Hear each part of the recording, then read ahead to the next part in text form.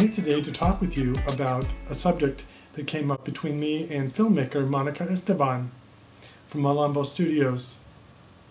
Monica recently completed the movie Fluoride Gate for Dr. David Kennedy, and afterwards I did the website. Monica is a fascinating woman.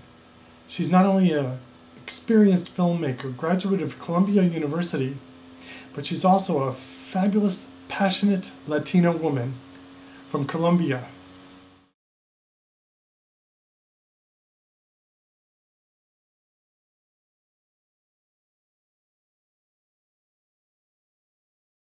Monica approached me with some health issues, and we discussed them, and they're of course personal to her. But they all led me to think of how health goes right back to nutrition. And so that's what we discussed. Recently, in a conversation I had with her on the telephone, she said, "Bill, how do I get away from the grocery store? I want to get away from the supermarket." So I said to her, "Monica, I'll do a video on it for you." And here it is. So let's take a look at this. What supermarkets do you have in your area? Do you live in a big city like New York or Chicago? Quite often these cities have farmers markets, and I'm sure that you are well aware of them. But the cities we live in mostly sell food to people through grocery stores and produce markets. There are large grocery stores, chains, there are privately owned ones, and then there are privately owned produce markets. Now, each of these organizations must listen to their customers. When approaching these organizations, citizens need to understand that if they're spending $200 to $300 a month or more in these stores, that their voice has consequence for these organizations, and that they do take your suggestions very seriously. When I leave Costco, I drop them a note in their suggestion box. Generally it has to do with, "Can we please have more organics?"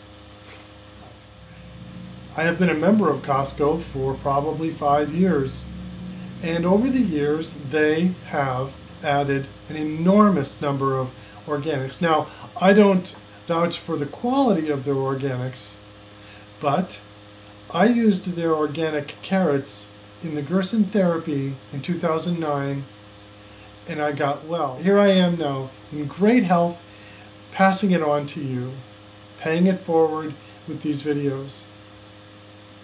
Now let's get back to our topic.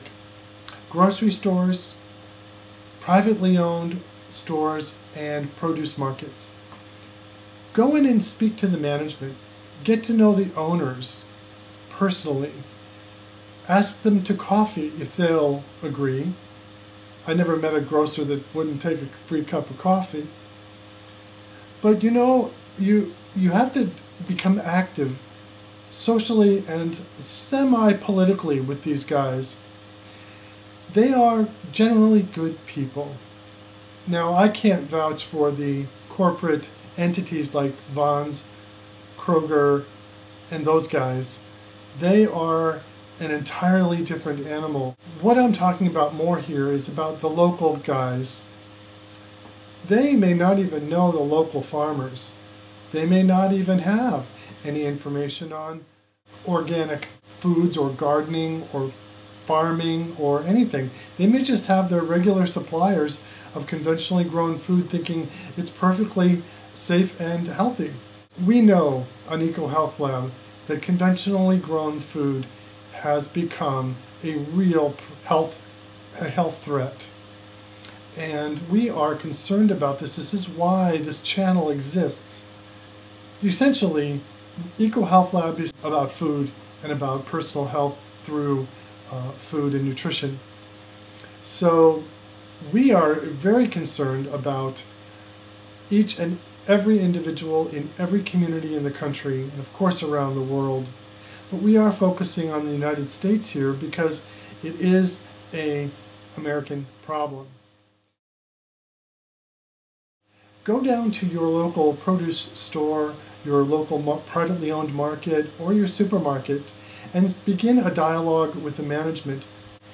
Part of our training in grammar school, junior and high school is there's a part of it that is absent, and that is the part of public speaking. They do not teach public speaking in the public schools in the United States. Now, in private schools where elite families educate their children, according to John Taylor Gatto, Teacher of the Year, New York City, many times over, is that they get this education in spades. They are taught to communicate with congressmen, lawyers, doctors, presidents, senators, what have you, with ease, and to speak with them as equals. And this is something they simply do not do in public schools because of the evolution of the public schools. You can watch your John Taylor Gatto videos on YouTube and explore this avenue for yourself. But one thing Americans don't do well is we do not confront issues well. We look for better alternatives, cheaper, better, higher quality, whatever, and then we just buy our stuff. But sometimes we have to get involved. So speaking with these guys, developing your moxie, your public presence, your political ambitions is important.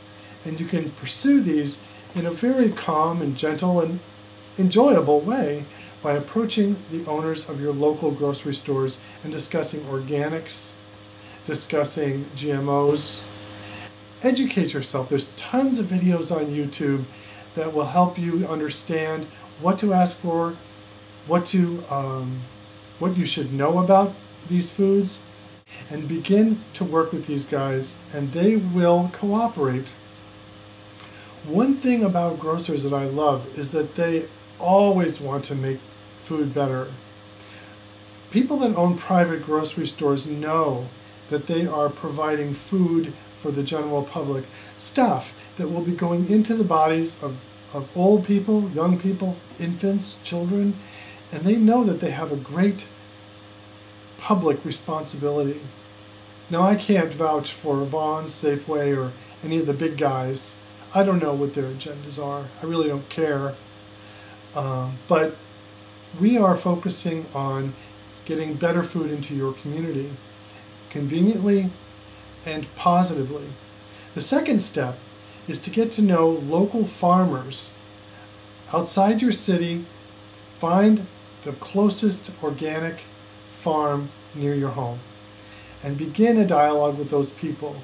Email them, call them, talk with them, thank them. They are heroes in modern day society. Ask them about the quality of their organics, how they develop their soil, what they do to continually improve their process. Then go back to your grocer and tell them about your experience with the farmer or farmers. And then take it to your other grocery stores and produce markets.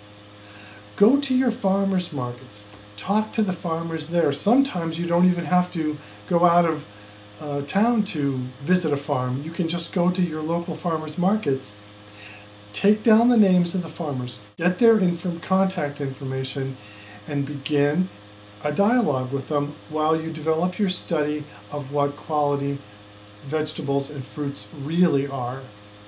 And that is the third step. Your knowledge base is critical to the process.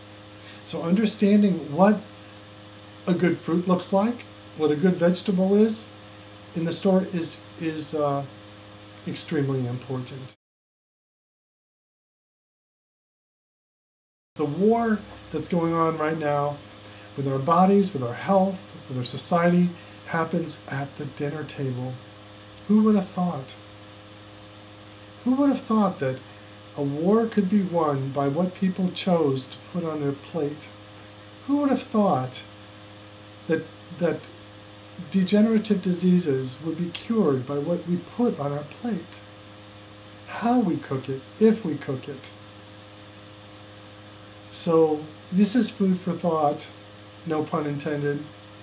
And I want to thank Monica Esteban for suggesting this video. Monica, thank you. And everybody, have a good week, stay strong, and eat healthy. This is Bill Zimmerman for EcoHealth Lab.